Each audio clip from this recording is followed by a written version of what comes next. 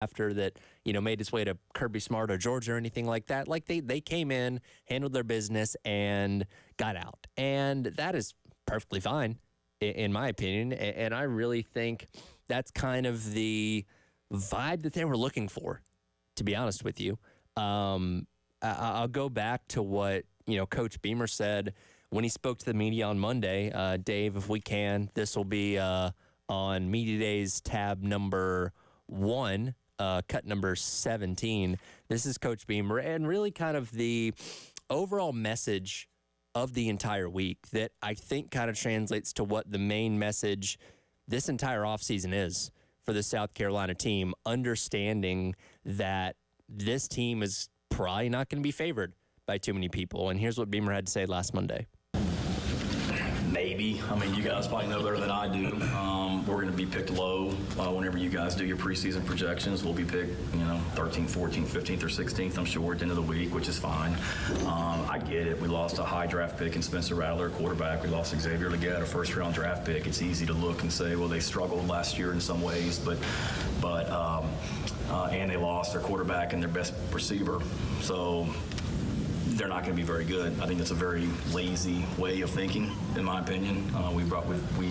No one talks about the players that we do return and the experience that we have, but it is what it is. I mean, we worry about what we can control. I'm not going to go into the first team meeting this year and put up y'all's projections for the team, and I think we're going to be 13th. We know what kind of team we have. I came here in 2021, Jordan, and there was a national columnist that said the ceiling of this team in 2021 was 2 wins, and we tripled that. And I just know we've got some great young men on this team that are extremely hungry. I get it. We play in the toughest conference in America. It's extremely competitive. We get to play that schedule, but everybody in the SEC plays, a tough schedule. But I know what kind of young men we have on this team and how hungry they are to be really, really successful. And realize, I think the biggest thing is just our guys realize we're not that far off. That video came out over the weekend, and it's true. I mean, you look back at some of the games last year that could have gone either way, and it's a play here, play there, but that's college football. I mean, it's not just us. Anybody in America can say that, but key for us is just going to be understanding why those plays did not go our way last season and make sure they do, go in our favor this year. And again, that kind of goes back to the overall message that not only Beamer conveyed last week, but all the player representatives as well, that, hey, yeah, we know you guys are going to doubt us. You're probably not going to have us favored in too many of these games, and we think we're better than you think we are, and we're going to go out there and prove you wrong. And with Beamer's prediction of them getting picked low in the SEC media poll, he was spot on because they end up 13th. Just above Arkansas, Mississippi State, and Vanderbilt, which, when you kind of think about it, that's about where most people probably expected them to be. I've said this for several weeks now.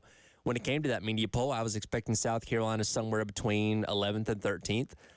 Personally, I feel like you could make a case for them being above teams like Florida and Kentucky, but at the same time, I'm not shocked by the fact that people decided to, pick them below that. But as Beamer mentioned there, it's really interesting because what factors do we look at when we're determining what a team is going to be for said upcoming season? We're all guilty of it. It's what have you done for me lately? What is the last thing that we saw out of said team the season before? And that's what influences us to make these predictions, to make these decisions on what these teams are going to be for the upcoming season. And really, when you think about it, for the long history of college football as a whole, that hasn't always rang true. But for the most part, there's always been a lot of continuity from season to season, right? Because for 100 some odd years, you had your, cycle of guys, cycle of recruits, right? That didn't really vary a whole lot year to year.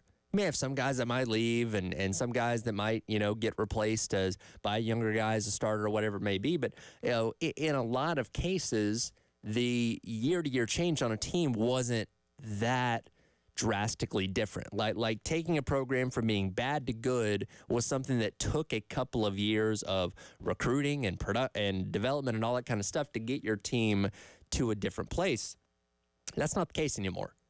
We obviously live in an era with the transfer portal and the ability to change your roster seemingly overnight, but it's such a still new thing, right? Like the transfer portal has come about in the past 6 years or 6 or 7 years, being what it is now.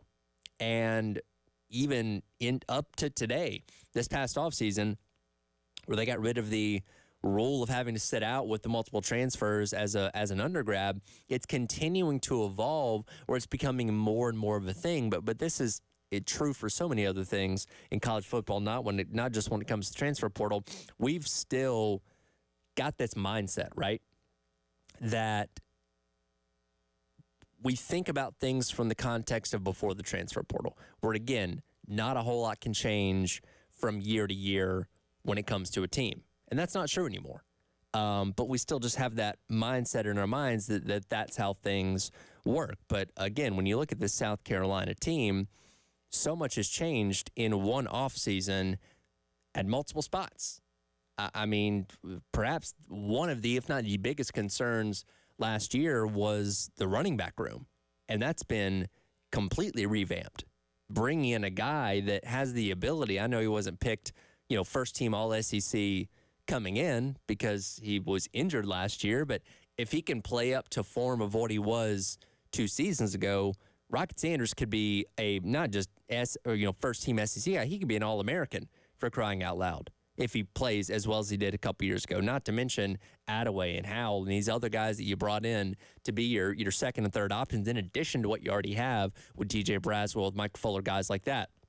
Wide receiver room completely flipped on its head. Now, we don't know how exactly that's going to shake out just yet because we don't know, who the main guy is going to be, who the parts and pieces are, but you've got a completely flipped room from what you had a year ago with, coming into the season at least, Juice Wells, Xavier Legette, guys like that were expected to be your top guys in that room. It's completely different. And again, we don't know how it's going to work out necessarily, but it's completely new. In addition to bringing in guys on the offensive line, bringing in more experience on your defensive front, kind of revamping your linebacker room in addition to the guys that you already had there as well, adding some pieces in the secondary. Like, this team is so new across the board in so many different ways. It is really hard.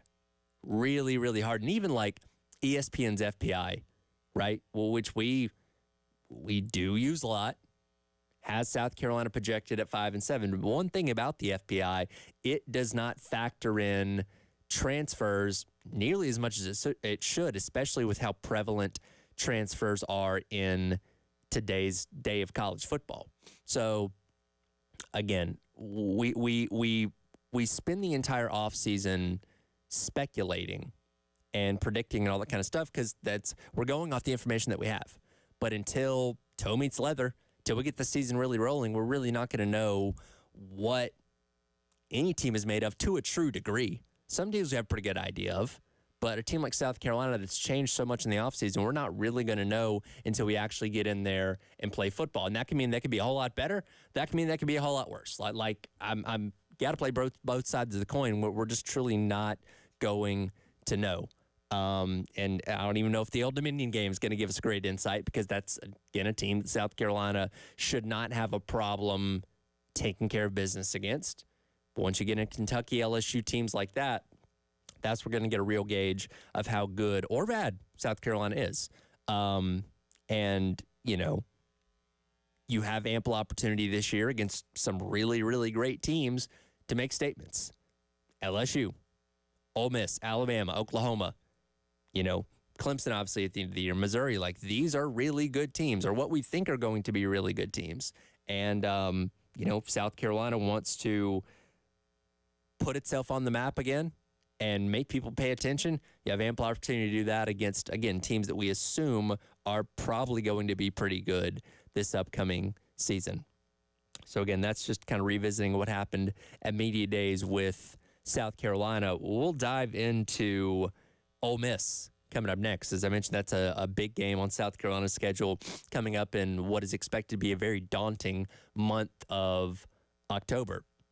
But first, I want to let you know the best moments in Gamecock history since 2000, starting next Monday, July the 29th. Going to be putting up Twitter polls Monday through Thursday, giving you the chance, or giving you 4 choices for your favorite Gamecocks moments each day. Then we'll take the 4 winners from week 1 and start our final Twitter poll Monday, August 1st, and that poll will run the following week, and we'll talk about the winner of that final poll on Monday, August 12th. This is all sponsored by our friends over at Columbia Craft at 520 Green Street down in the Vista. So you're going to look out for that on the 1075 The Game Twitter account starting next Monday for your favorite moments in Gamecock history since the year 2000. We'll dive into Ole Miss and what was said at Media Days and what to expect from the Rebels, who are going to be on South Carolina's schedule coming up next. It is the Extra Point. Tyler Head along with you on your Monday here on The Game.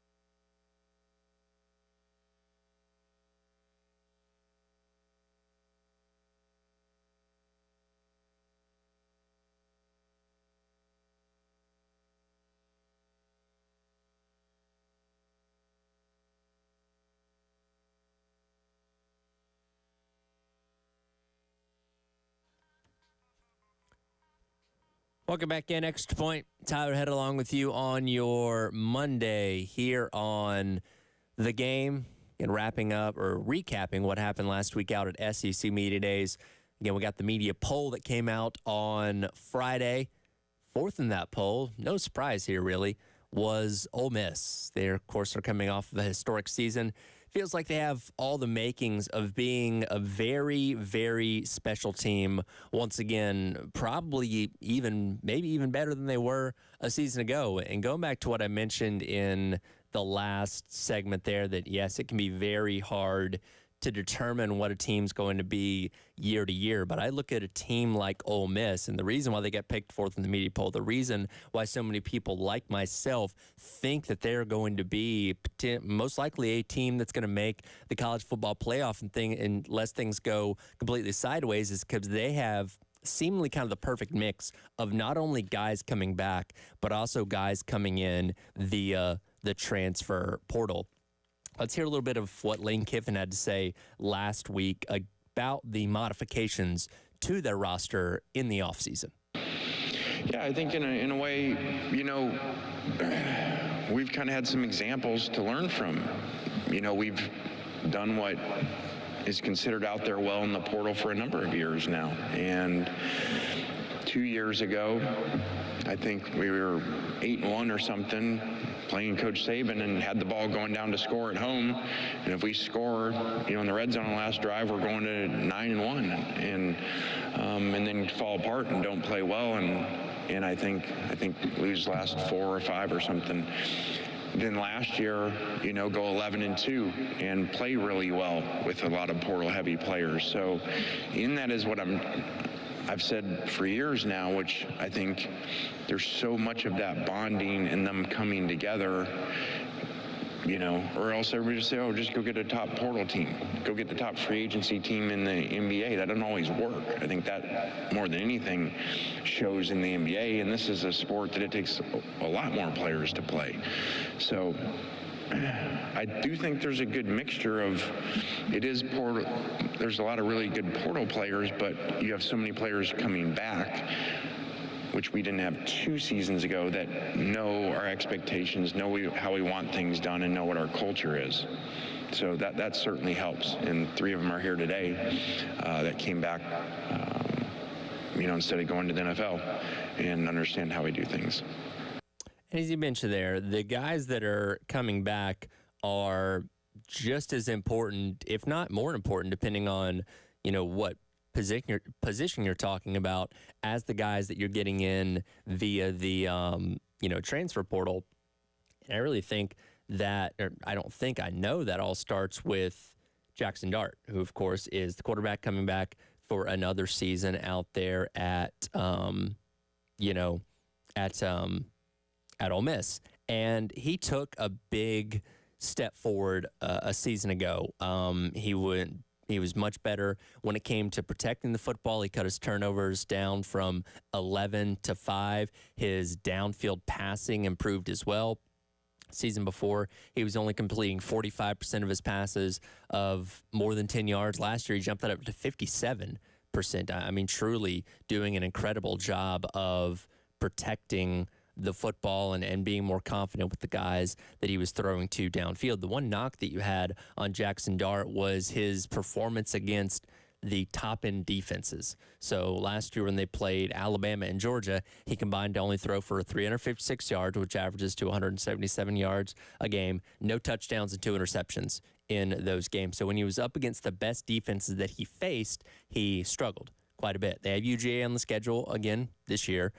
So again, that's going to be another top-end defense. But one thing that does benefit them, which again goes back into why I think they're a team that is, in my opinion, one of the locks for the college football playoff, based on the numbers from a season ago. And again, things can change quite a bit from year to year. But based on last season's numbers, 6 of their remaining 7 SEC opponents, this does include South Carolina, are in the bottom half of the SEC in total defense from a season ago. Now, again, can South Carolina make a big jump from last year when it comes to defense where that number is negated? We certainly hope so. We will have to see what happens there.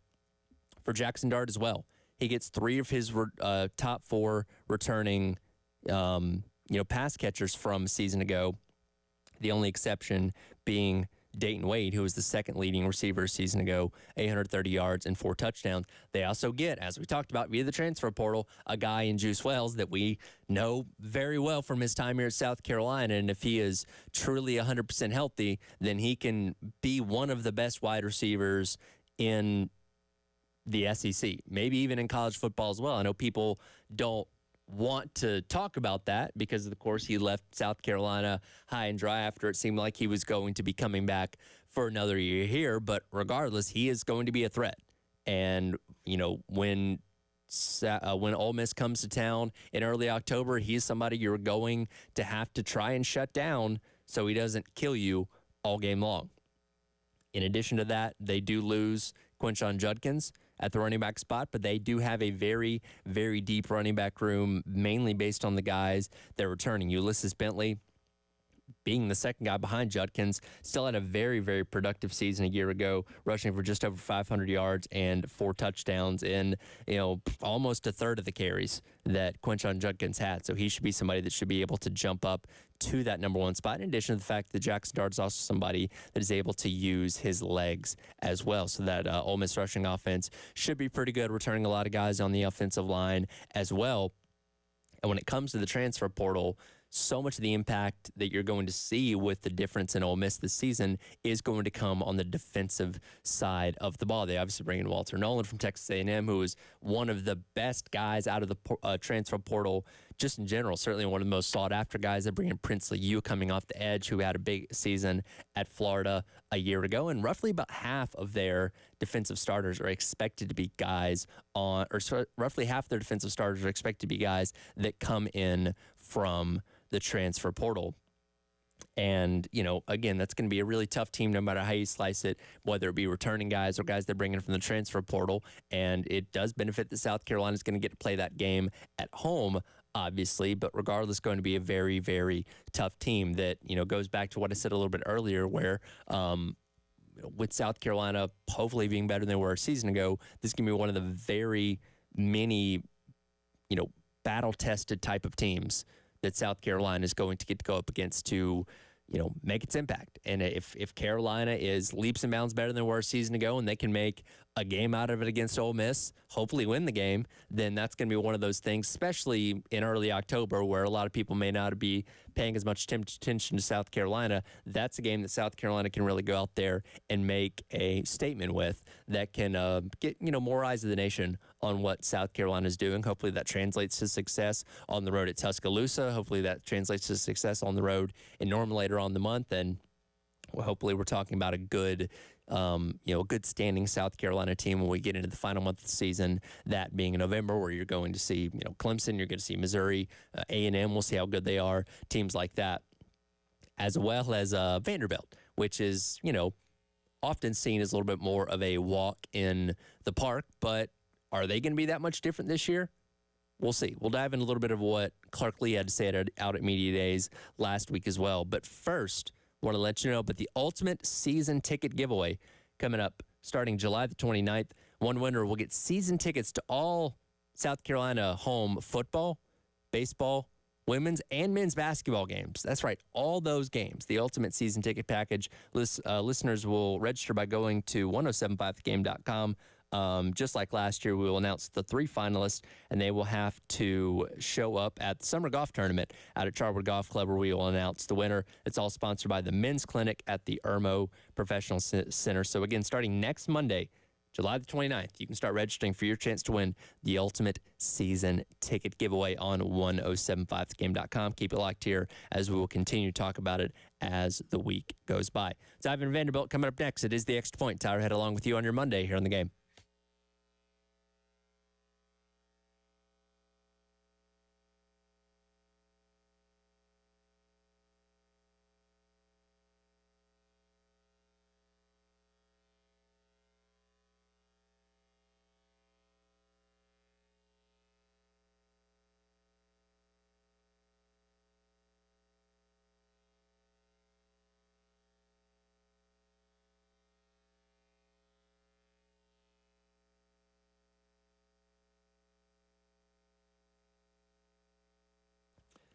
I don't know if you've checked your weather app lately, but it's showing rain in the forecast pretty much every single day for the foreseeable future. That is the expectation when you're dealing with summertime, especially here in a place like Columbia. And if you're experiencing a lot of rain and you have an open crawl space, you might have some standing water under your home. The high humidity and condensation in that crawl space can create an environment for things like mold, mildew, and pests, including things like termites that can lead to things like wood rot and floor joist problems as well.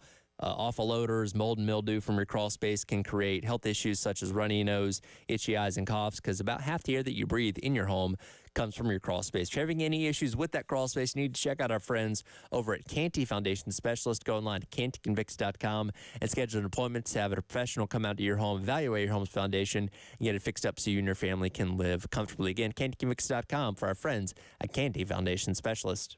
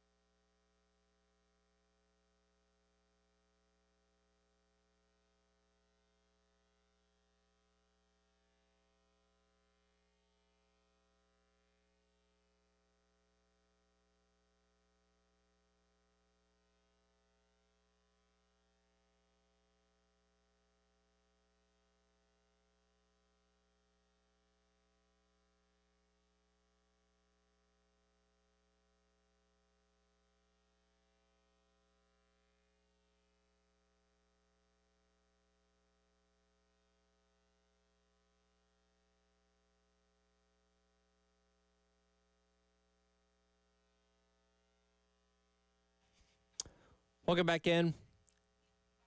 This is the Extra Point. Tyler Head along with you here on your Monday on the Game. It is our Talking Hardwood segment brought to you by our friends over at Georgia Pacific. And talking about things that are hard and difficult, we are talking about the Vanderbilt Commodores, who have a tough go of it in the SEC more often than not. And, it's always easy to dog Vanderbilt because they were routinely one of the worst teams in the SEC and in college football on a pretty consistent basis. And once again, they were picked dead last in the SEC media poll, 16th out of 16 now that, Texas and Oklahoma have joined the fold. And look, it's not impossible to win at Vanderbilt. James Franklin showed us that. But since he left, they've not had any winning seasons. They went 5-7 2 years ago under Clark Lee, and there was a lot of optimism that things were certainly moving back in the right direction. But then a 2-10 campaign a year ago kind of reverted Vanderbilt back to the status quo that so many people expect out of them. And they're a program that, even with the advent of the transfer portal, hasn't really been able to put together well enough and make significant enough changes in the offseason to instill a lot of confidence that the team's going to be that much different from a season ago. And despite all that, despite the 3-game setback from last season, Clark Lee, head coach, and speaking to the media last week, was, talking about he feels this program is headed in the right direction. Well, we play a lot more football now than we ever have in the past. And so you kind of have a feel for how your team is performing in the systems and competing in the systems. And obviously, just like every other program, our kids wear GPSs on the field. And so we got measurables that tell us that we're moving in the right direction. But one of the things that I feel like is most impressive is the speed has increased, but so has the weight. And so, like, when you look at our edge players, average weight gain from January till now, an average addition of 16.4 pounds. That's impressive. You talk about the tight end group averaging 12 pounds, of weight gain. Safeties averaging 10 pounds of weight gain, so on and so forth. I can go down the list. What you realize is we're becoming a faster team, we're becoming a bigger team. And so independent of just seeing performance in the systems and getting a little more exposures that way, we can see the physical development of our roster.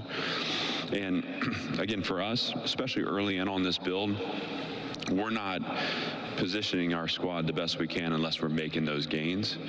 I credit Robert Steiner with that. I credit his philosophy and his approach. Our players will do the same today when you ask them. He's been an absolute rock star for us, and I'm glad to have him. And look, for one, taking on the job of trying to rebuild Vanderbilt is not easy by any means, and the stuff that he's talking about there isn't completely off base. Like, yes, you do need your players to be in the right physical shape to be able to compete in the SEC, have the right size and all that kind of stuff. But, when it comes to trying to hype up your fan base, people usually aren't going to get over the moon about the fact that, some defensive linemen have put on 10 to 12 pounds. It's certainly, again, something that is a part of step in the right direction, but it's not these huge strides that people, want you to make over the course of the offseason. The issue that comes up with Vanderbilt, and it's been really especially present in the 2 years that Clark Lee has been there, is that they've really turned into a stepping stone type of program where if you have seemingly any bit of success at Vanderbilt, that allows you the opportunity to go and play somewhere bigger. A lot of times that ends up being somewhere within the SEC as well. Look at Ray Davis. A couple years ago, has the 1,000-yard year for Vanderbilt in that 5-7 season, year number 1 over Clark Lee. Guess what? He springboards that to playing at Kentucky a year ago. Will Shepard was the team's leading receiver last year. He's gone off to play for Deion at Colorado now. London Humphreys didn't have the most impressive season last year, but had one impressive touchdown catch against Georgia over the middle. It was like a 49-yard touchdown catch, and he used that as an opportunity to now play at Georgia as seemingly one of their slot guys. Nate Clifton was their sack leader a year ago. He's now at Southern Cal. All three of their quarterbacks are gone. We almost had A.J. Swan here. out of the transfer portal this past offseason. So it goes back to the point that everybody that has success there seems to end up going somewhere else. So how can Clark Lee start retaining guys? You know what I mean? Like, that's the biggest thing for them, is just holding on to the decent talent that they have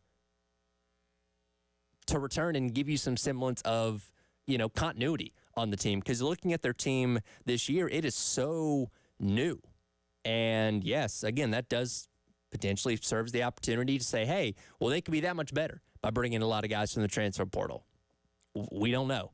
I will say, Diego Pavia, who's going to be their starting quarterback this year, he put up good numbers at New Mexico State a year ago, but New Mexico State also had the 129th, toughest schedule in the nation. So they weren't exactly playing the fiercest opponents. So bringing in guys like that, I don't know how he's going to fare in the SEC, as well as a lot of these other transfers from places that, they either played at places that, didn't have the stiffest competition, or they just have not got a chance to play at the schools that they, that they come from. Like, one of their, wide receivers and Jeremiah Dillon coming over from Ole Miss. He hasn't played there. So we don't know how good he's going to be. And again, we always kind of just assume this is going to be an easy game until Vanderbilt shows you otherwise. And with the way that this falls on South Carolina's schedule, you really hope that this is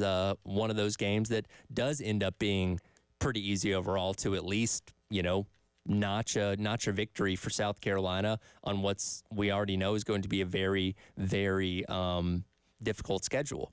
All that being said about the challenge that it is trying to rebuild this, Vanderbilt program that's been in the, basement of the SEC for so long, Clark Lee insists that he's still having a lot of fun. Well, I think specifically it's speaking to just being able to reconnect with the passion I have for teaching and coaching. And true, I mean, I'm a teacher first, I'm a competitor second. So, feeling like I have direct responsibility over the play and the performance on the field, building trust with players through teaching them and helping them to play the game at a higher level, all those things are energizing to me. I also feel very positively about the resilience we demonstrated in a tough December after a tough season, and the idea that we're able to bolster our roster and to do things to build competition on our team. Those are things as a competitor that excite me too. And again, Candace Lee's been such a great partner on all this. We're building this program in conditions that seem to change every day. But to know that we can get through some of that roster turnover and be better for it, to not lose the foundation of culture that we built over 3 years, to find people that fit us and that come in and actually not just fit us, but add to us and move us forward. Those are very energizing and empowering feelings, and it's led to that, coupled with the teaching and the coaching. We're having a lot of fun. And look, that is, a great message to send. I do think they lost a lot of the foundation that they had a season ago, but good to know that he's having fun with it. And again, year number 2 for them was a step in the right direction of going 5-7. They beat the likes of Florida and Kentucky, but the 2 seasons on either end of that, both 2-10. And again, I don't think a lot of people are expecting a lot out of Vanderbilt this upcoming season. Maybe they'll surprise us, but with losing that many guys and bringing in guys from the portal that you just don't know about, I don't know how much better this Vanderbilt team is going to be. And again, hopefully that proves to be one of the easier wins for South Carolina this year to potentially bring them up in the win total a little bit more. Want to remind you this Saturday, another opportunity for you to donate some school supplies to the Richland 1 and Richland 2 school districts, as the Game and Hardee's are teaming up to make sure students in those school districts do have the supplies they need for the upcoming school year, which is right around the corner. You can help by donating ink supplies this Saturday between 2 and 4 p.m. at the Hardee's at 3852 Rosewood Avenue from 2 until 4 p.m. I will be out there to take those school supplies, as well as give the first 100 folks that donate a coupon for a 3-piece chicken strip meal from Hardee's. Again, that's going to be at 3852 Rosewood Avenue from 2 until 4 p.m. Come by and see me hanging out from 2 until 4 this upcoming Saturday. Come back, wrap up hour number 1 of the Extra Point. I think we have a winner for the most unique sports venue, maybe of all time.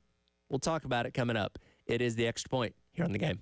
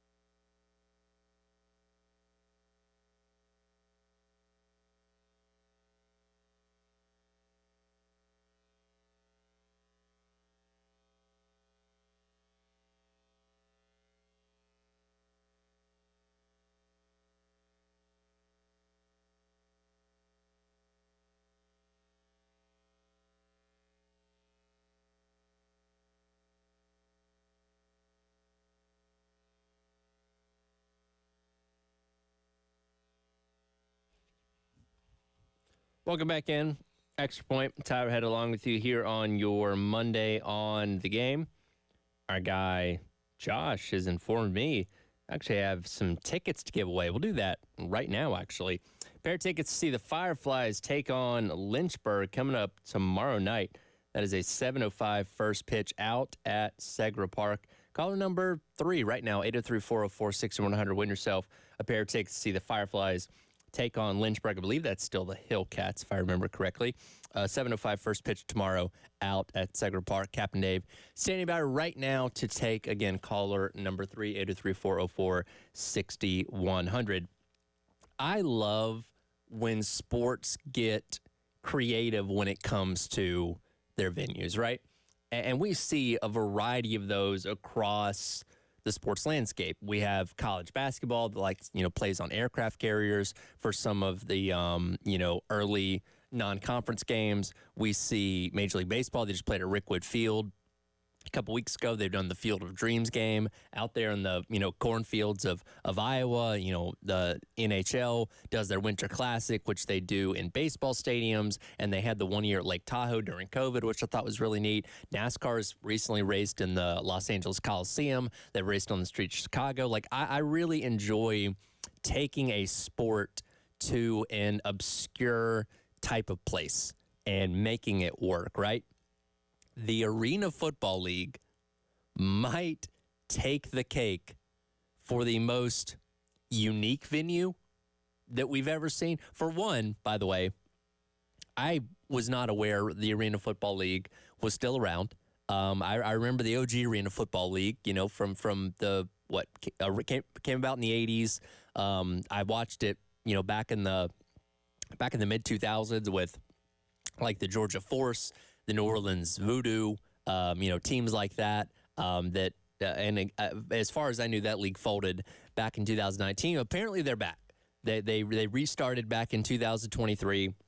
Had another season this year, albeit with only a handful of teams. But regardless, on Friday, they had Arena Bowl 33, which is essentially their version of the Super Bowl. And this game was played in the American Dream Mall, which is in New Jersey. Now, if you saw the pictures or videos of this, quite literally, they are in a shopping mall. And there's like when you're in a mall and you have the different levels and the walkways that go around it, they are literally in what was apparently an ice rink that was in the middle portion of the mall that I guess in the wintertime they cover it with ice and you can go skating in there while you're shopping or whatever. But literally in the middle of this mall, they are playing professional football because these are guys getting paid to play in the arena leagues. They're playing their biggest game in the American Dream Mall in New Jersey. Like I got to give hats off and a round of applause for creativity of all things, because that again I think might take the cake as one of the most unique sports venues really of all time. Dave, let me ask you this: if you are shopping at a mall on a Friday, what are you thinking if you just happen to stumble across a football game being played in the middle of it? I was thinking, good activity at the mall. Yeah, I mean, it gives you something to do. Like, I don't know anybody that's going to sit there and watch the entire game. I imagine most of these people weren't aware this was taking place. I don't know many rabid arena football fans. But if you're like walking along and, on your way to the Cinnabon or Auntie Anne's Pretzels or something like that, you want to entertain yourself for 5 or 10 minutes, boom. The biggest game of the arena football season right in front of you. Well, sounds pretty good. I'd certainly like it. Do they get rid of those kiosks in the middle, or is that like a? Well, again, this was like in a skating rink portion of the of the mall, like just a big open space where you could do this. What could we play any sports at the Columbiana Mall?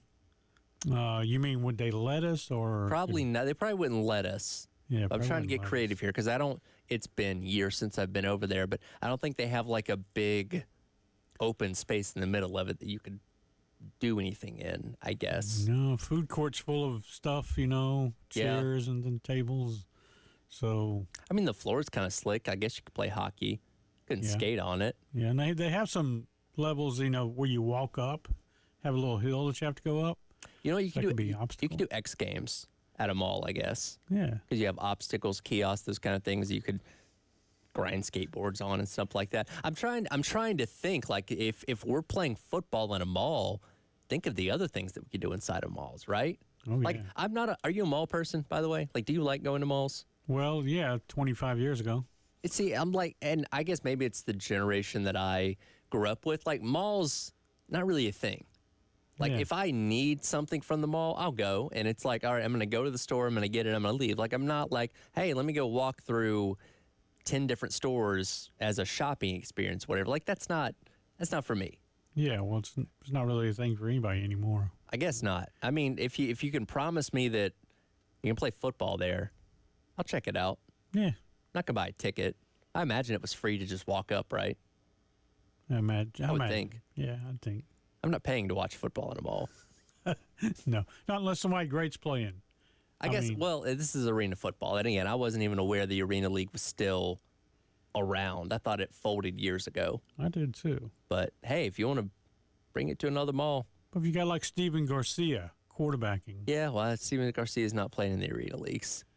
well, if he did, If you did, you would go to that. I would definitely. Okay, well, if Steven Garcia gets picked up by an arena team, Dave will be first in line to go to Arena Bowl 34, wherever it gets played. Maybe, I don't know, the Mall of America. Mall of America had WCW Wrestling. Their first ever, like, television edition of Nitro was at Mall of America. So, mall's good place for sports, I guess. All right, that'll do it for hour number one. Coming up next, we'll dive back and more into the perception of South Carolina. One national talking head actually believes in the Gamecocks. We'll dive into that next here in the extra point of the game.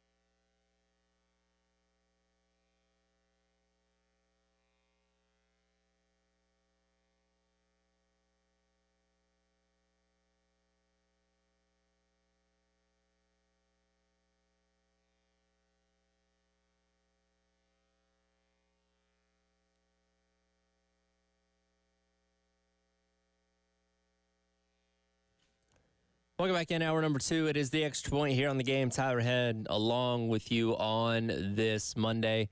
Let's dive back into the conversation around South Carolina as we get set for year number 4 under Coach Beamer. And through 3 seasons so far, South Carolina sits at 20-18 overall under Beamer. When you compare that to prior head coaches, Will Muschamp was 22-17. Steve Spurrier was 21-16. Lou Holtz was 17-18 through their first 3 seasons, respectively. And yes, technically speaking, Shane Beamer is behind, both Muschamp and Spurrier. But I will say this, those numbers are close enough to where I don't think it's something that you can necessarily split hairs over and say that one is drastically better than the other or something like that. They're all kind of within the same neighborhood. So when you're talking about kind of where I guess Beamer was expected to be at this point in his tenure, it's probably around the area where most people thought it was going to be. And I go back to something that we've talked about a lot, where if you rearrange the order of the way that Coach Beamer's 3 seasons have gone, then our attitude going into this year is much, much more optimistic. If you go 5-7 in year 1, 7-6 in year 2, and then 8-5 in year number 3, then we're over the moon. We're talking about step by step, moving in the right direction, all that kind of stuff.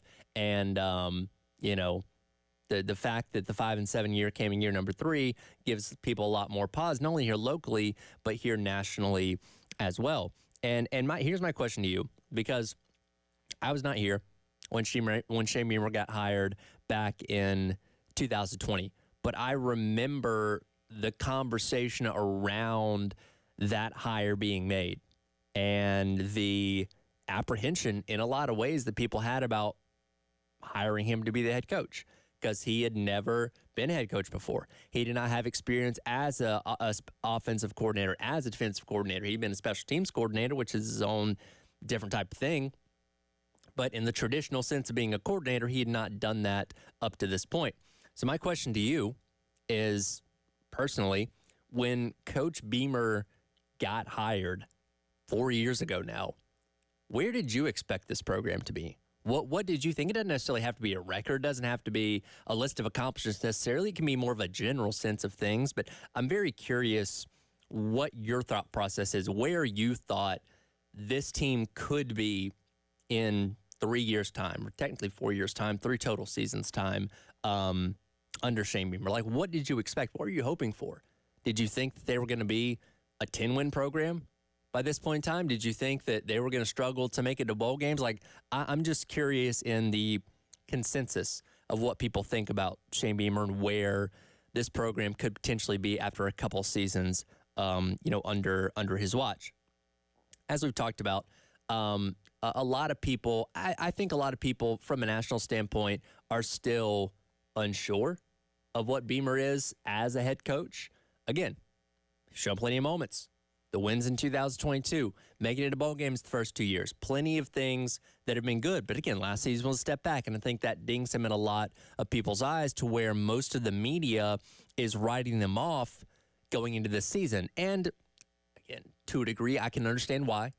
And when you look at what they did a season ago and the uncertainty going into this year, I can see why people aren't as high on what South Carolina could be this year. One person, though, in the national media is actually pretty high and optimistic about what South Carolina can be. Let's go with cut number 1 from today's list here, Dave. This is Greg McElroy, of course, of ESPN. He's on Jocks FM, on McElroy and Kubelik. He's actually optimistic about what South Carolina can be in 2024. The reality is a lot of people look at the South Carolina Gamecocks and they think about where they were problematic last year. The reality is they probably will be picked 14th, 15th, or 16th. Vanderbilt will probably be 16th. Then you probably have some combination of Arkansas, South Carolina, and Mississippi State. Like those 4 teams will probably be the teams that are ranked 13th, 14th, 15th, and 16th. What I would say is that in visiting with people that are very familiar with what South Carolina has, I think they're going to be better than people realize. I think defensively, they have a chance to be really good. Now, really good is relative. I don't think they're going to be a top 2 or 3 defense in the league, but I think they'll be in the top half, which is going to probably allow them to win more games than people are anticipating. And if their offense develops into the offensive identity that I think they're going to develop into, ground and pound, run the football, use Lenora Sellers, run him around and create with his legs, that's going to shrink the game and only improve their defense. So I think South Carolina is being slept on. So that clip obviously comes from before the media poll was released. As he said, he thought South Carolina was going to be just right above Arkansas, Mississippi State, and Vanderbilt, which that was, 100% true. But it's interesting, the way that he kind of breaks that down to why he thinks South Carolina is going to be better. And he starts that with the defense. And I think that's a very realistic idea and approach that he has to what this defense is going to be. That, again, you got a lot more experienced on your defensive front. You got a lot more experience at the edge spot, more experience at the linebacker spot. Your secondaries, okay. For the most part, you do have guys coming back like Eamon Awori and so forth. Jelon Kilgore, they're going to have more experience and hopefully more development going into this year. That there's reason for optimism when it comes to those areas. But, all that being said, I don't think any of us are expecting South Carolina to suddenly set the world on fire as, a top 2 or 3 defense in the SEC. It would be great if they were. Like, that'd be fantastic. That means we're in for probably a pretty good season if South Carolina can hold everybody at bay like that kind of prediction would suggest. But just speaking the top half, for what they've been or what they were last year especially, as a bottom half defense, if you can get yourself into the top half, which now is even tougher given the fact that Texas and Oklahoma come in, 2 teams that are pretty good on defense themselves, that's an accomplishment. You know what I mean? That doesn't mean you're going to go out there and win awards necessarily, but that, to a lot of people, would be a huge step in the right direction. Just being able to say that in all the major categories when it comes to scoring defense, rush defense, pass defense, total defense overall, if you can get yourself into the top 8, then you will have, in my opinion, done something pretty significant with this defense, which, again, we saw the inklings of it towards the end of last season, going to the 3-3-5, seeing guys like Bam Martin-Scott have more presence. We saw guys, during the year, TJ Sanders had his game against, Georgia. Like, we saw the bits and pieces of this defense playing really well. We just needed to all come together consistently, which that's what we're hoping for is going to be the case this year. Offensively, Sellers obviously is the key. Duh, he's the quarterback. Here's my intrigue with this, and this is something that we've talked about a little bit going back to the springtime, but haven't really dove into this as much, is what kind of impact Dow Loggins is going to have on this. Because when you look at his history as an offensive coordinator, and, from what we know of his time in the NFL, he was running Gase's offense more than he was running, his own necessarily, but he's also never had a quarterback with a specific skill set that Lenora Sellers brings to the table, a run-first type of guy, somebody that's going to go out there and, give you 15, or so carries a game if things go well. Like, he's never really had that at quarterback, working with guys like Jay Cutler and Sam Darnold and even Spencer Rattler a year ago, who certainly had the athleticism and certainly could make things happen with his feet, but that was not his MO. Spencer Rattler sat back in the pocket, waited for things to develop downfield, and if the play broke down or, he just got too much pressure in his face, he could flush the pocket and make things happen with his feet, but that was not what his priority was when it came to the offense. Sellers is a completely different type of quarterback. He's somebody that you're going to have designed run plays for. He's somebody that you're going to be utilizing, or you're going to be trying to utilize his feet in a variety of ways to hopefully add a new dimension to this offense. And I go back to our conversation with, Loggins back in, back at Pro Day all the way back in April or whenever that was, March, April, whenever that was, that he was not going to give anything away, nor should he. But he seemed very excited about the possibility to work with this type of quarterback and to see what he could do with him. And look, that may be something that develops as the season goes along. If they go out there and don't have the greatest game plan in week number 2 against Kentucky, doesn't mean it can't get better. It's a part of the process and a part of revamping an offense that you already rebuilt last offseason with Spencer Rattler, where the focal point was building it around your best player, as every good offensive coordinator should probably do. That didn't seem to be Satterfield's MO, but that's what Dow Logan was hired to do, was build the offense around the quarterback. Did that for Rattler a season ago, and now gets the opportunity to do it in a completely different way with Lenora Sellers in year number 2. Not to mention the fact you got Rocket Sanders. Again, you got a complement of guys at the wide receiver spot that we'll see how those guys end up shaking out. But a lot of reason to be optimistic, and that's what we're trying to do here locally, is be more glass half full, because again, this is the team that we'll get to cover on a day in, day out basis. So it is good to see somebody like McElroy. Saban even mentioned it last week at Media Days, that there's a chance that this team can be a lot better than what people are expecting of it, and we will certainly see how that comes to fruition, and hopefully it does.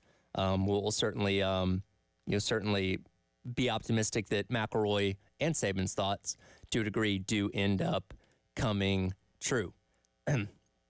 Want to remind you, as always, you can listen to us on the 107.5 The Game app. You can take us with you wherever you go, around the state, around the country, around the world, quite frankly. If you want to, just download the 107.5 The Game app and listen to us on The Game anywhere you go. You can also check us out on The Game TV, sponsored by our friends at Shepherd's Glass, and powered by our friends over at Integrated Media. Greg McElroy not only had a strong prediction for South Carolina, also a pretty strong prediction for the Florida Gators as well. We'll see what he had to say about the team in Gainesville coming up. It is The Extra Point. Tyler Head along with you on your Monday on The Game.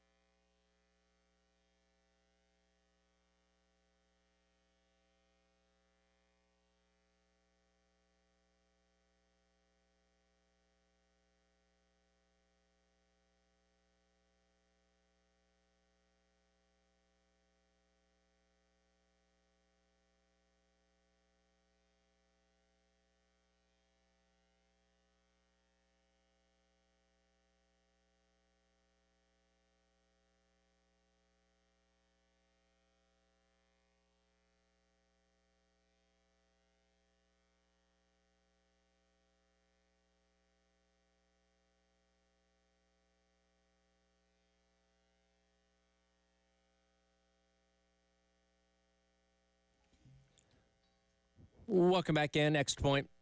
Tyler Head along with you here on your Monday on the game. You know, it's going to be very weird. I think maybe the reality of it won't really set in until we get to the end of the regular season, but you're getting set for a South Carolina football season that doesn't feature Florida, Tennessee, or Georgia for the first time since South Carolina has joined the SEC. That is truly something that's going to be odd. And for what we know of the schedule as of right now, you're not going to see any of those teams at earliest until 2026 because you're going to play the same 8 opponents into the 2025 SEC schedule as you play in 2024, just flipping venues, obviously. And, you know, the last time that South Carolina got to play any 3 of those teams was Florida last year when they came in to Williams-Brice Stadium, and it looked like South Carolina was going to have an opportunity to pick up the win. Weren't able to get those stops on 4th down in the 4th quarter, and Florida was able to escape with that crazy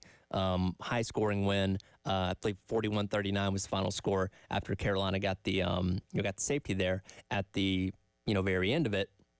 But again, that's not a Florida program that you're going to see for a couple more years. And I think if you asked most people, do you think Billy Napier will be the Florida head coach next time South Carolina sees them in as early as 2026? Most people would likely lean towards no.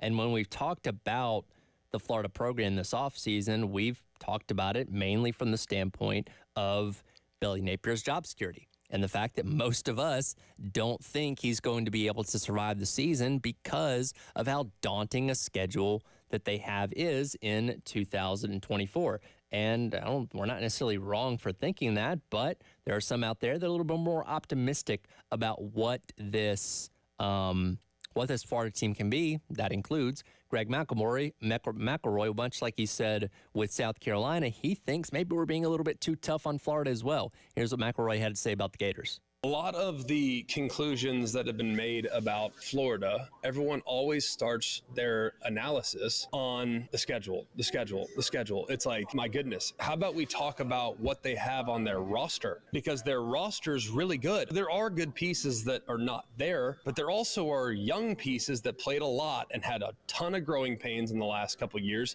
that are now poised to take over a role in their defense or offense, and they should be much better as a result. So I think they're still going to be able to run the football. And I think all the young players that got thrust in probably a little early last year will be more equipped to play competitive and consistent football against better competition. So Florida's over-under win total is 4.5. If you were to tell me what's more likely, Florida wins 7 or 4, I'd take 7. I think they're going to be that much better than people think, and I think a lot of the games that people think are impossible are very winnable. They're the Florida Gators. They have good personnel, and they're going to find a way to make games really competitive, just like they did last year against Missouri at the end of the year, and Missouri needed a 4th and 17 to win that game at home. I think they're going to be a problem. I respect a devil's advocate approach, and again, there's a lot of things that change over the course of an offseason that maybe could turn the favor for the Gators in the right direction. I don't know if I would take the bet on having 7 wins as opposed to 4, but to each their own, and I can respect a different opinion. And you know what? Maybe we are being too hard on this Gators team, and maybe we're not looking at not only at what they bring in, maybe via the portal, but also what they bring back as well. And that all starts with the quarterback position in Graham Mertz. Let's hear what Billy Napier had to say at Media Days last week. Got number 18 here, Dave. This is Napier talking about Graham Mertz coming off of his best season of his college career. Well, I think Graham, first of all, Graham's got character. He cares. He's a worker. He's one of the more fun players to coach I've had in my career.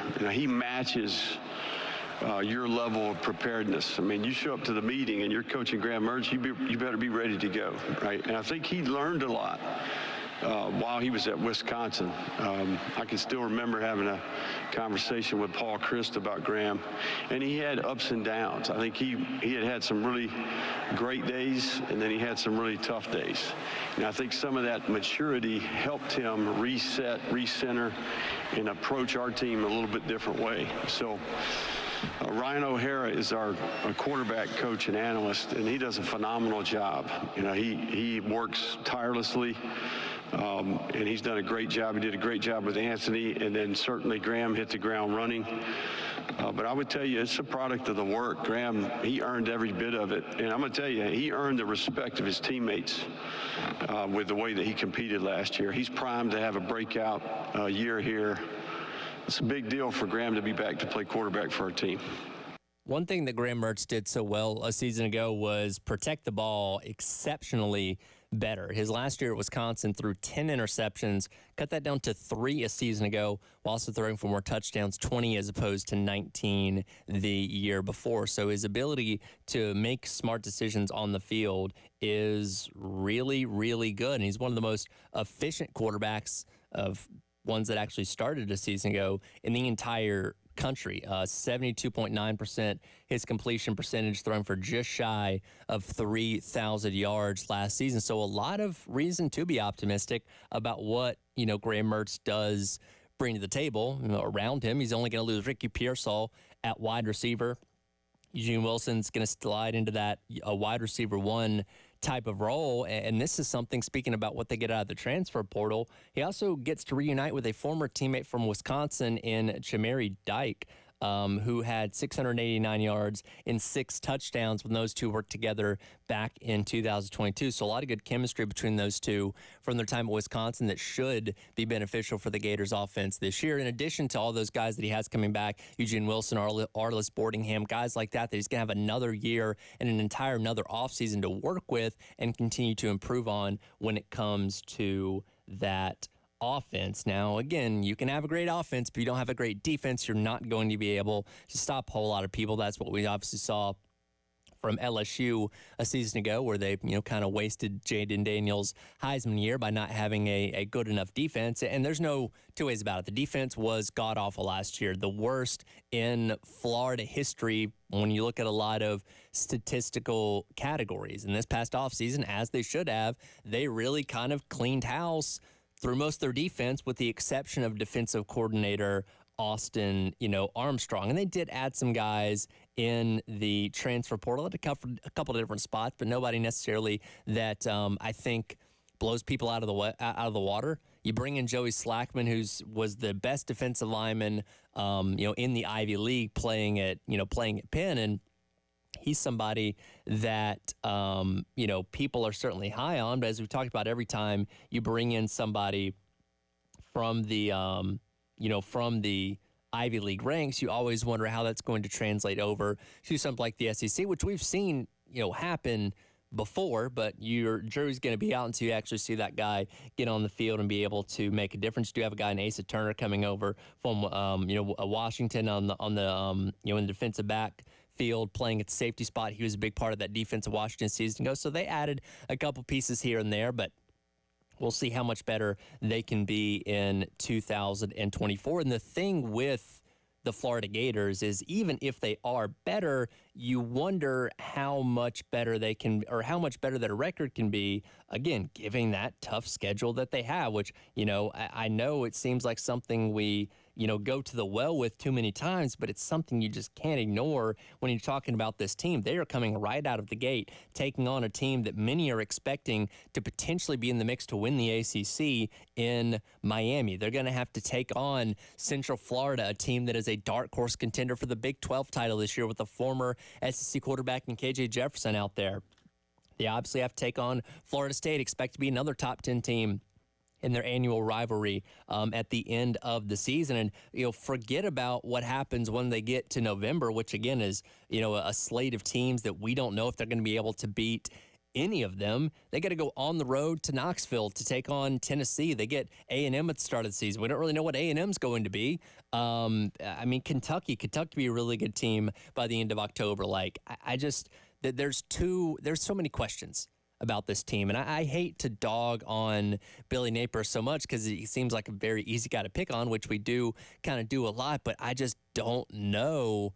Until I see a substantial difference in this team, I'm not going to have optimism that they're going to be that much different. But I can understand the standpoint that somebody like a Greg McElroy is taking with, again, that devil's advocate, glass half full approach that you never know. Maybe through Graham Mertz getting better, maybe through that chemistry that he has with the receivers, maybe through the couple pieces they brought in from the transfer portal, they can be that much better. But many people, including myself, are going to hold out hope on that until we actually see it translate onto the field, which again, we're not going to know until the season starts in right at 40 days from now.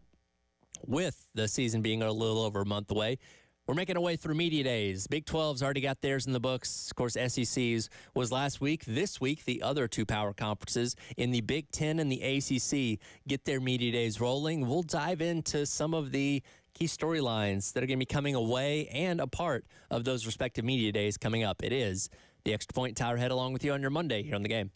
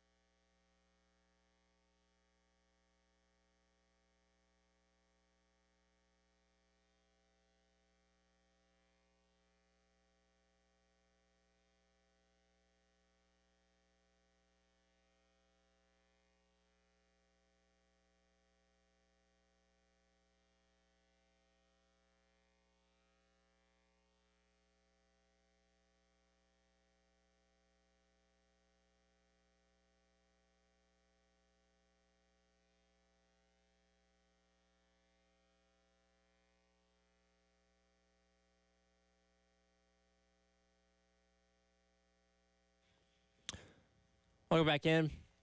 Extra Point. Tirehead with you on your Monday here on The Game. Mind you, once again, the craft beer card is back. There's actually only a few of them left. You can spend $30 a brewery at 12 different craft beer locations. It's a $360 value. All yours for just $79. Go online to 1075thegame.com and click on the Sweet Deals tab for your chance to purchase the craft beer card. As I mentioned, the final round of media days getting rolling this week as far as the power conferences go, with the ACC getting things started today, running through Thursday. And much like we talked about with the SEC at the beginning of last week, what the main storylines and talking points are going to be both during media days as well as coming away from it. And while with the SEC, you're talking about, Texas and Oklahoma joining the fold. You're talking about DeBoer replacing Nick Saban, Kirby Smart and Georgia back for another year, looking like one of the strongest teams in the nation. Like the talking points were things that were happening on the field or relative to on the field. The ACC is the complete opposite of that. Everybody's going to, for the most part, try and focus on football, but the story is going to be what's happening off the field and primarily what's happening in the courtroom between Florida State and, to a degree, Clemson as well, and their battle with the ACC.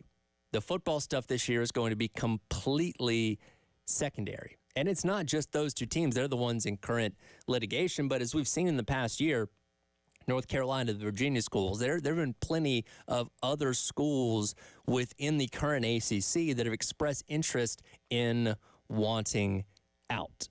And I'm curious to see Jim Phillips, who is leading things off here shortly, I believe. How do you convey a sense of unity in a tense time with your conference where half the league doesn't really want to be there? Now, as we've talked about, I don't have the highest optimism that Florida State's going to find a way to weasel their way out, because that grant of rights, as we've said many times, is very ironclad and seems to be impenetrable to a degree.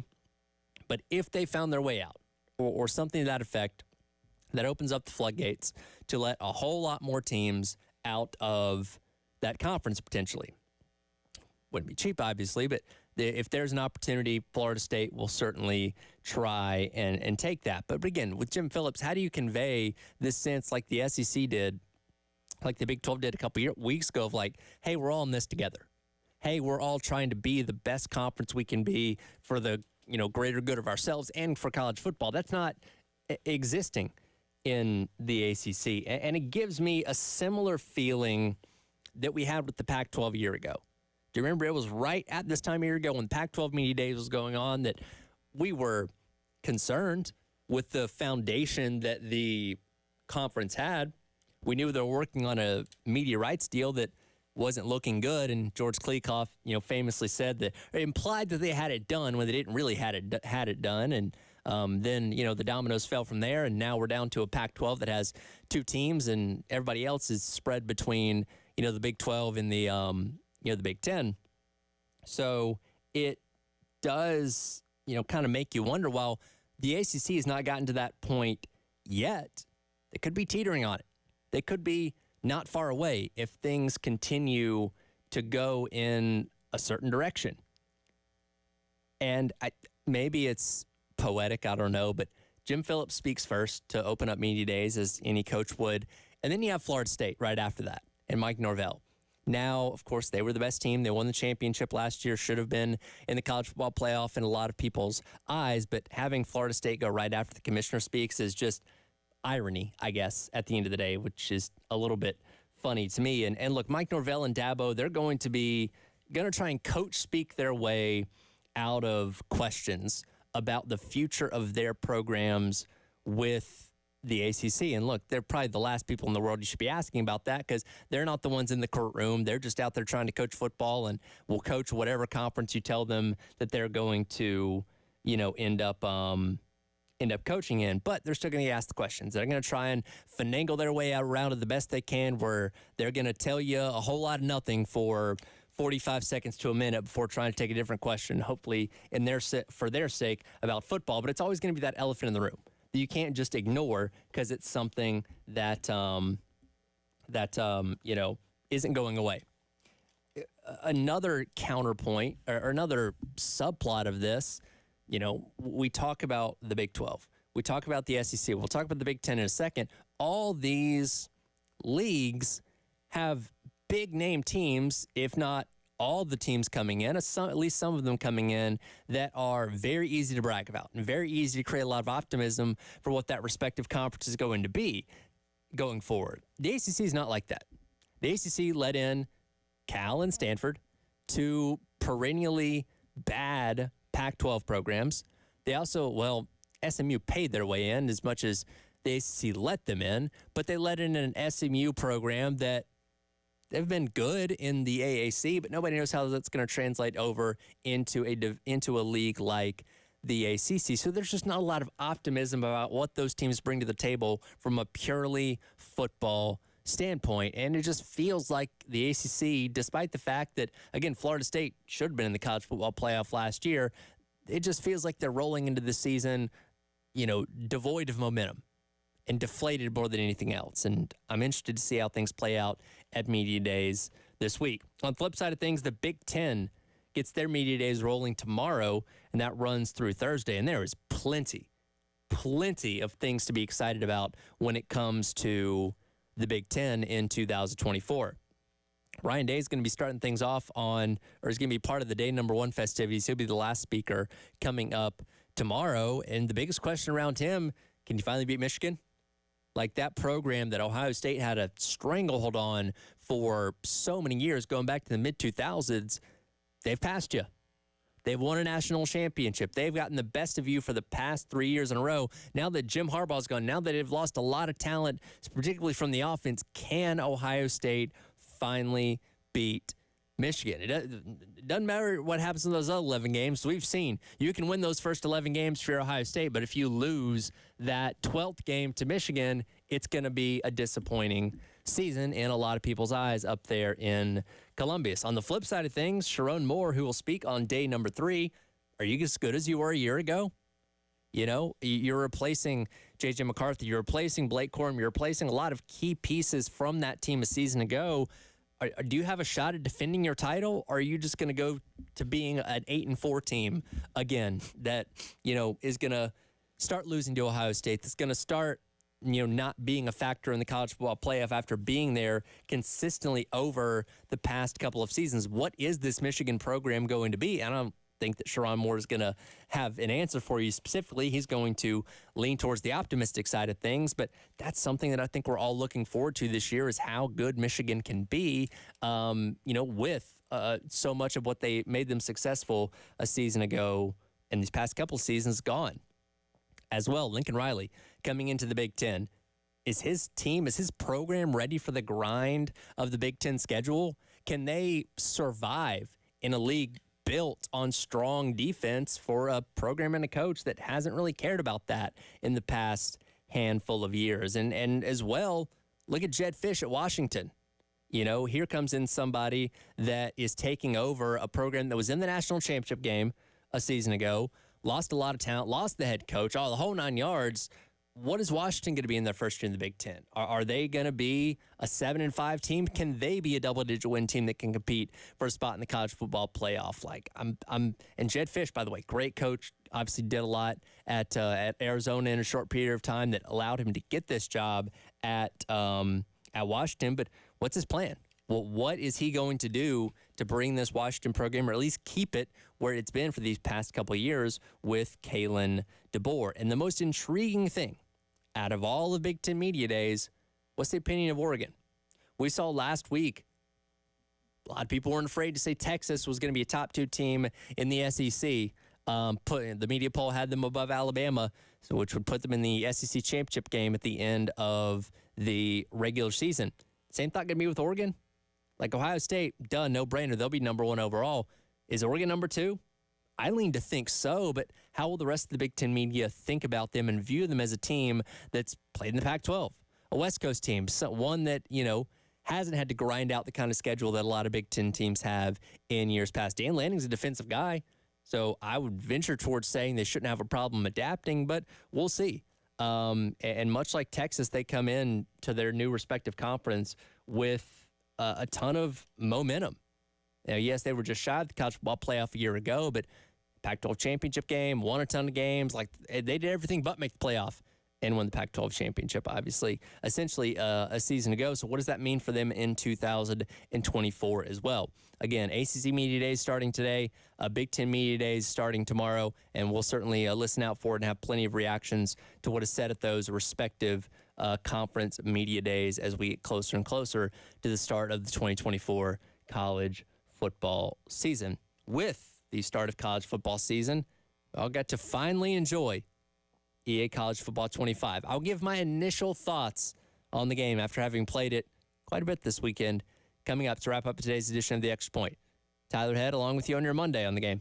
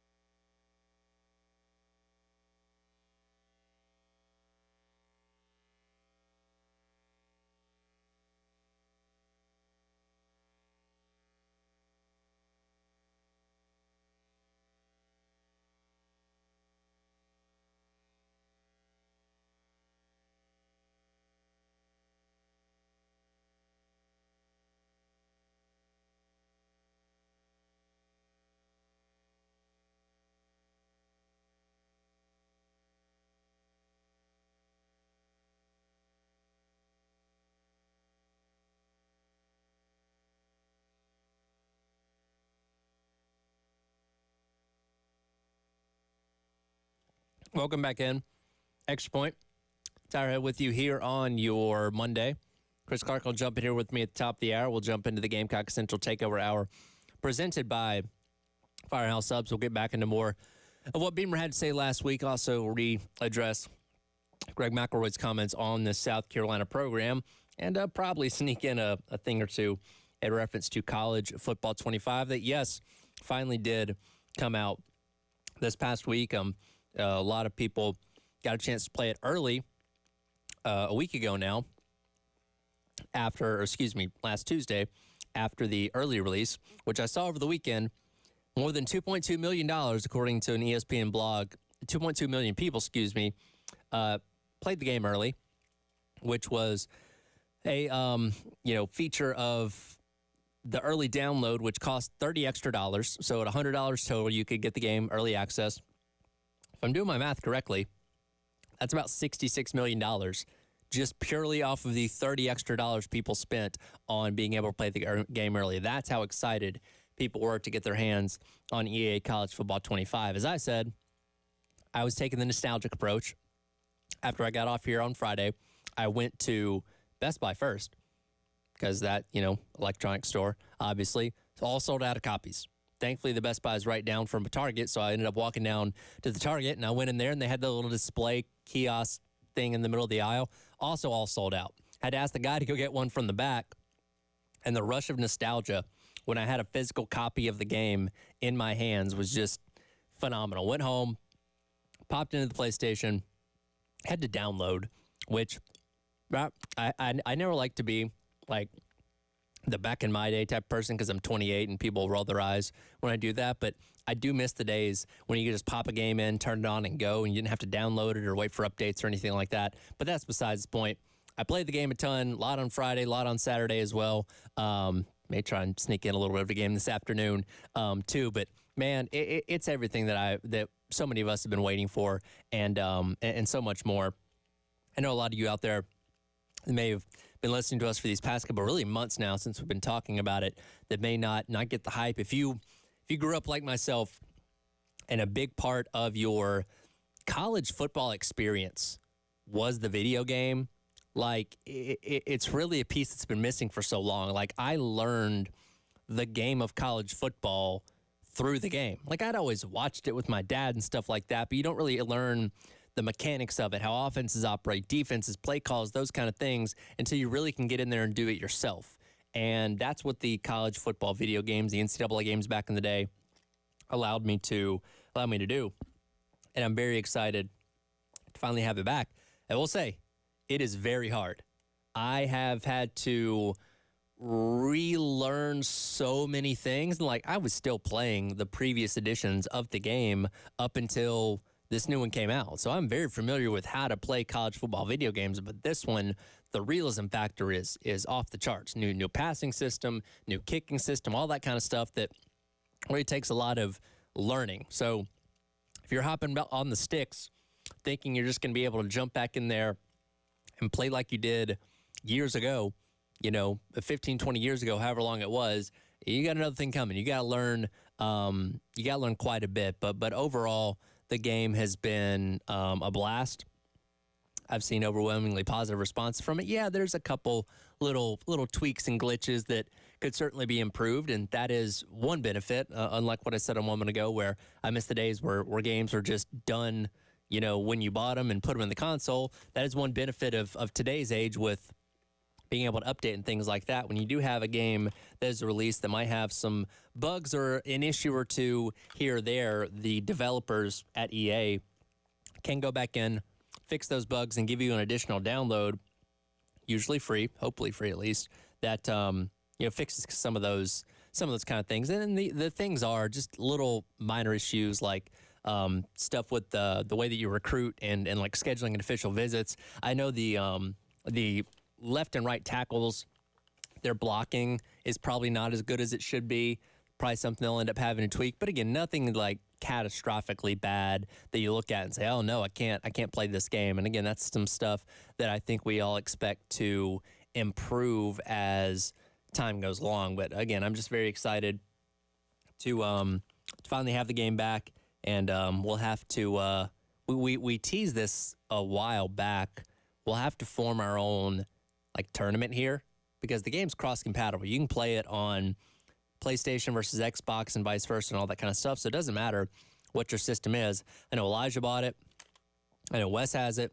Chris, I think, is in the process of getting an Xbox and getting it. We'll have to formulate our own little like mini tournament with all of us. Maybe we can stream it on the Game TV. I don't know. Maybe people would be into watching that, but I think that'd be a fun thing to do to get us situated and get us set for the upcoming college football season, as we now have, again, 40 days until South Carolina kicks things off against Old Dominion. That's kind of the funny thing for me is I'm very much a seasonal gamer when it comes to like sports games. Like I'll play, football mainly from like August until February when football season's actually going on. I rarely ever jump in and start playing a football game in the month of July, but this obviously being a special exception given the fact that we just got the game back. I will happily play through the month of July leading up until the start of the college football season.